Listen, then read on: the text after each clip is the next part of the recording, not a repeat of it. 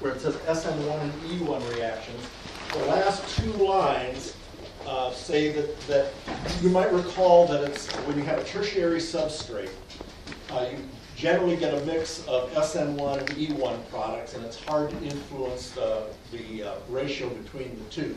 But in general, the elimination will be favored if there's lots and lots of beta hydrogens, because that's what gets attacked from the alkene. And if there are very few, it will tend to favor the substitution. The other thing is that if you raise the temperature, it tends to favor the elimination. And the reason for that is because alkenes have much lower boiling points than other compounds. And so if you raise the temperature, the alkene distills off as soon as it's formed. And that tends to shift the equilibrium towards the alkene. Another one. If you have a substrate, I'll just make one up here, and you're trying to do a nucleophilic substitution reaction, and that's your substrate. The first thing you look at is the leaving group. What's the potential leaving group? And you remember, in order to be a good leaving group, the thing has to be a weak base. Okay, so as you're looking at that, what you have to imagine is what this thing is going to look like after it leaves, because that's the leaving group. That's what you find is the leaving group. So this thing has two lone pairs and a pair that's shared. When it comes off, it takes this shared pair with it. And so the leaving group is a hydroxide ion. Even though what's on the molecule is a neutral OH group, the leaving group is a hydroxide ion. And that's a strong base. And so alcohols in general don't make good substrates. However, there's a way around that. And the way around that is to include an acid. In other words, the acid catalyzes this reaction. And the way it catalyzes it is it protonates the oxygen on that alcohol.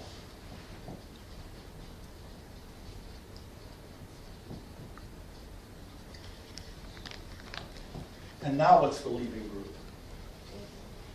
H3O. Not H3O. Imagine that that thing is gone with the electrons it's sharing with the carbon. Yeah, just water. And that's a weak base. Yeah. Okay? So you can make an alcohol, and this also works with an amine. You can make an alcohol or an amine go in a nucleophilic substitution or an elimination reaction by using an acid catalyst. And the first step of the mechanism is the protonation of the hydroxyl group or of the amino group. Okay? And if you look under better leaving groups, the last one, it says are positively charged, and it gives you an example of a protonated alcohol and a protonated amine. So lots of times you use an acid catalyst in a nucleophilic substitution reaction. Let's see, anything else? The only other thing, and I'll tell you this because it would be helpful when you do the exercises I've got planned today. In an elimination, sometimes there's more than one possible product because there's different kinds of beta hydrogens. You remember the beta hydrogen is the one on the carbon next door to the leaving group. Okay? In general, the major product will be the more highly substituted alkene. What I mean by that is if you have the most simple alkene, this one, each time you replace one of those hydrogens with a carbon, you increase the substitution. So this is an unsubstituted alkene, and in fact, it's the only unsubstituted alkene. If you put an R group here, that's a mono-substituted alkene. If you put two R groups on there, it's a di-substituted. 3 R groups, tri, 4 R groups, it's a tetra-substituted alkene. And each time you substitute an R for an H, just like with a carbocation, you increase the stability of the alkene. So in general, if you have a choice of alkenes in an elimination reaction, the major product will be the one that forms the more highly substituted alkene. And I'll give you an example of that. Let's suppose... Dave, can you say that one more time? When you have an elimination reaction, and you have a choice of beta hydrogens, two different beta hydrogens. Let me give you an example to make it a little bit more easy to see. Suppose this was your substrate. Okay? And you're going to put in a strong hindered base like tert butoxide because that favors elimination. There's a hydrogen here That's a beta hydrogen, and there are 3 beta hydrogens there. Okay? If you attack this beta hydrogen, the one on the right, this is the product you'll get. And if you attack this beta hydrogen, pull this one off, the product looks like this. And you'll notice around this double bond, there's only one position that's not a hydrogen. But around this double bond, there's 3 positions that are not hydrogen, So this is a tri-substituted alkene. This is a mono-substituted alkene. And so the major product will be the more highly substituted alkene. Because it's more stable, right? Because it's more stable, right? Now, what I want to do is sort of back up and start over again. What I gave you on Wednesday is a sort of a complete general picture of this whole business of nucleophilic substitution and elimination reactions that compete with each other, and there's the unimolecular and the bimolecular mechanism for both of them. Okay, that was a lot of information to integrate. So what I want to do now is back up and start again, going through it very slowly, a little piece at a time, under circumstances in which you kind of get an idea of where all of this is headed, because you now have a sort of a vague picture of what's going on. So we're going to start with the mechanisms. And what I've got here is 5 pairs of nucleophile base and substrate. And what I'm going to ask you to do is write out the mechanism for the SN1, the SN2, the E1, and the E2 for each pair. That's a lot of mechanisms. Yeah, there's 2 pages to this. And I've given you an example so you can kind of see what I've got in mind. And this example includes a protonated alcohol, so you can see how that mechanism works. So take a look at that, and then see how far along you can get in this. See how many of these mechanisms you can actually write down. Because remember with the... I could go on and lecture. No. Remember with the when we were doing free radical substitutions, one of the first things we did is I made you sit there and write the mechanisms over and over and over again. Mm-hmm. You really have to have these mechanisms in mind, and this is the purpose of this thing. It's going to be a little tedious. I mean, I'm still cramped from writing out all the answers on the back and the second page. But if you, so you can check yourself.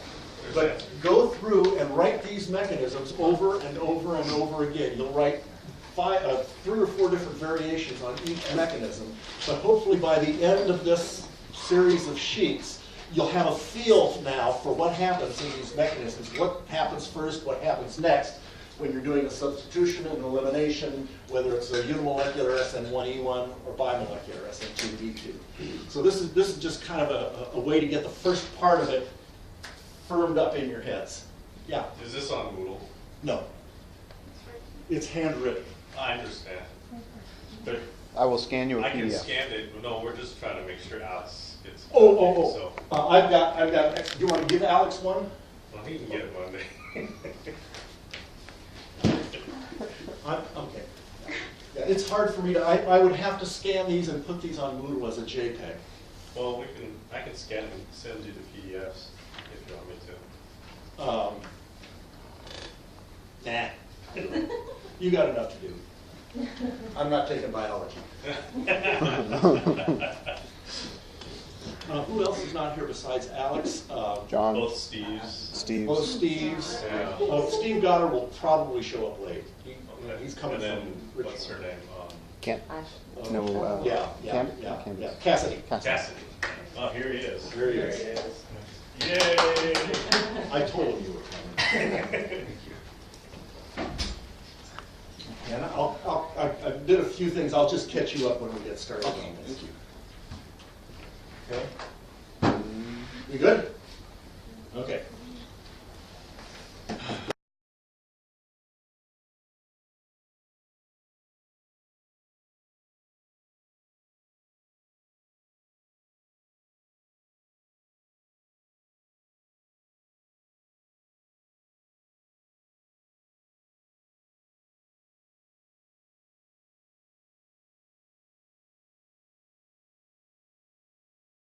Right. So this is what should be, the answer, the first answer for number 5 is correct. I didn't move the double bond.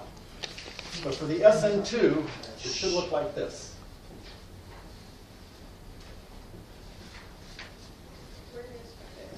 SN2 for number 5.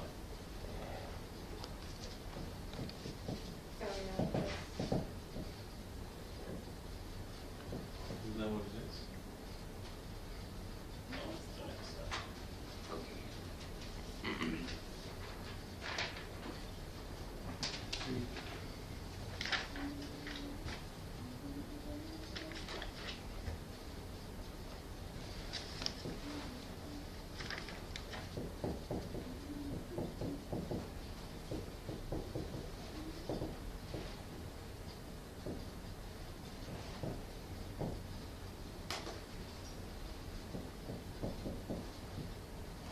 That's what it should look like.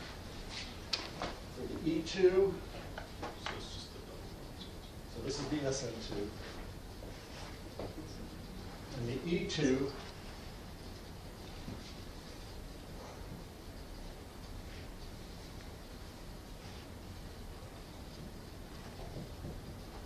well, this is E1, sorry.